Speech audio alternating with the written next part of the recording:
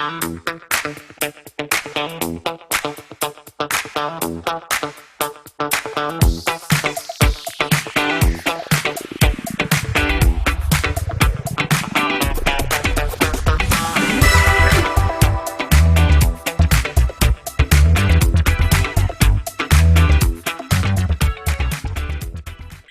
Anna. How are you? Great. Thanks for having me here. Thank you for being on the Vegan Pulse show. I surely appreciate it. And I'm sure my viewers will too, because you have a great topic. It's a different topic than we've had before. And I'm always looking for an array of different topics and different individuals who are vegan and sharing their compassion and also endeavoring to help others on their way. So can you first tell me, can you share where you're from right now? I'm actually in a northern community in Canada. It's called Prince George. Okay. And yeah, pretty up north. We got snow. You have snow already? Yeah. We did get snow a little bit back, but then it melted away. I don't know Oh, if there is like here, but here in Albuquerque, as long as the sun is shining, the snow is gone by noon. no, we've had our snow for a couple weeks. Okay. So can you tell me what inspired you to the journey of veganism? Well, I actually went vegetarian in my late teens. I had a vegetarian great grandmother, and she lived to be 102. Wow. So I definitely had some influence from her. Um, I also read Diet for a New America when I was in my 20s. And so that really had an effect on me, learning about how the meat industry um, kind of puts propaganda and influences what we learn in schools and with the food guides and all that back then. So Still does. I, oh yeah, yeah. But it was quite shocking when when I learned that, because I kind of took everything at face value in school. So that book was huge for me, and I didn't completely go vegan right away.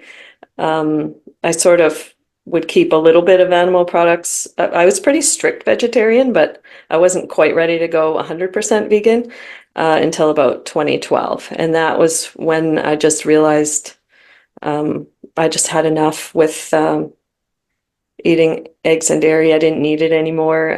I realized that I could get all the nutrition that I needed just from eating vegan. So why harm animals if I don't need to? And that's the big question. Why do we all Yeah. still continue to eat animals when we don't need to? It's it's a big question. The other thing is, just like you, at first I went vegan and I started finding out information, but then like information that I never thought about, like the fact that the meat and the dairy, especially the dairy, has contracts with the government to supply cheese and milk to schools, even though I forget how much, above 60% of the population can't even digest it. Yeah. It's crazy. Yeah. It's actually infuriating. It is. And the other thing that's infuriating is that they're using my tax dollars that could that could that could be going for more important things such as healthcare, education, all these other things that money can be put to good use in, rather than continuing to, promote this milk and cheese in schools and throughout the world, and for our daily lives, when in fact they harm us, you know. They're not good for us. They lead to heart disease, cancer, all kinds of medical issues. Yeah, exactly. We could be doing a lot more prevention. Hmm. So you are a nutritional coach as well Yes. as a menopausal coach. So tell us about that and how did you Well, get into that? I actually had my own experience of being dismissed by a medical professional and being told that I would have to eat meat or eat some kind of animal products and that I wasn't getting enough protein or iron. So I took it upon myself to figure out how to improve my own nutrition, and then I took some courses in on menopause, and I also got certified as a registered nutrition coach.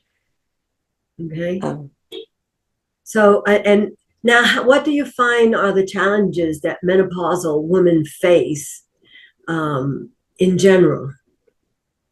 well, the biggest one is weight loss, and that could be partly because we tend to slow down as we get a little older, and but we still eat the same amount of food. That plays a role for sure. And then our metabolism also slows down, and we can tend to lose some muscle. Then there's other issues like sleep. That's another huge one. Just I found for myself that it's almost like my brain got rewired. And now if I wake up in the middle of the night, it's a lot more difficult to get back to sleep. And that's really common. Yes, I have trouble with, trying to get enough sleep myself. Um, Yeah. it's just, it is, and you need the sleep because that's what re-energizes your body. That's what helps you get through the next day. So, and it's also cause for strokes, the lack of sleep as well. So, sleep Yeah. very important. And women tend to get less sleep than men, but also need more sleep than men. Crazy, huh? So, yeah, it's a little cruel. So now let me ask you, do you find that there's a difference going through menopause while being a flesh eater and going through menopause and being a plant eater? Well, it is a little bit different because we do need to increase our protein somewhat. We tend to absorb less protein as we get older. So we might have to pay a little more attention to getting a lot of variety in our plant-based sources. But I mean, I find that a pleasure to do, to make sure that I'm eating lots of different sources, and that's, it can be tough, but if you start, paying more attention to it, then it's not that bad. Yeah, and I think that even though we need to need more protein, we're talking about plant protein because we Yeah, definitely don't need more animal protein. absolutely not. No. Right. And our protein sources come with carbohydrate and fat as well. Mhm. So like the carbohydrate ones would be whole grains, which we can combine, and legumes also have a lot of carbohydrates. And then ones like hemp seed and peanut butter, that kind of thing, they have fats as well. So we're really getting all of our macronutrients with our protein. So, some examples of the dietary lifestyle strategies that you recommend. What? Well, I recommend getting 3 palm-sized amounts of protein to start with as a goal. I do find that a lot of women aren't getting that much, Mhm. so that's a great place to start.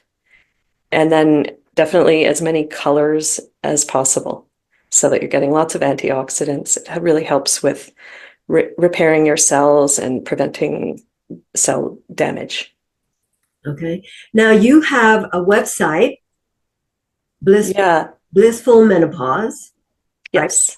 Okay. And you also have a YouTube channel and you also have a podcast. Tell us about those separately. Yeah. Well, the website basically has all the podcasts and it has transcripts of the podcast. The podcast is every second week I have a guest, and then the other, or sorry, not every second week, every second episode I have a guest, and then I alternate that with my own um, just sort of solo cast. Okay. Um, and they are on YouTube. I also have a couple of meditations there, and I'm planning to add a lot more meditation just because stress reduction is super important during menopause as well. Um, I'm also planning on adding more blogs, just with lots of information to help women for like commonly asked questions about menopause. And that's what your podcast has, is different topics that you cover each time, each episode, with different guests that talk Yeah, about specific topics that affect you when you're going through menopause. that's right. Yeah. Okay. Um, what else would you like to share with us?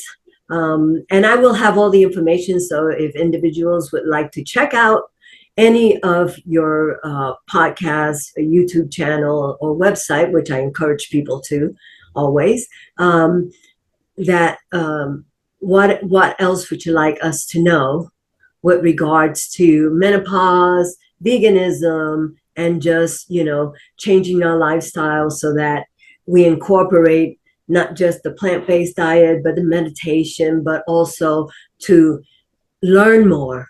Because the only way we could move forward is if we are always learning. Yeah, well, I do think it's really important to have a stress reduction strategy, and that ties in with the sleep. Also, stress it can really magnify all the symptoms of menopause. Can just kind of make everything seem worse. It can also make you have more cravings and just be unmotivated to exercise. So it's just really, it can really, if once you have a stress reduction strategy in place, it can just really improve your experience with menopause.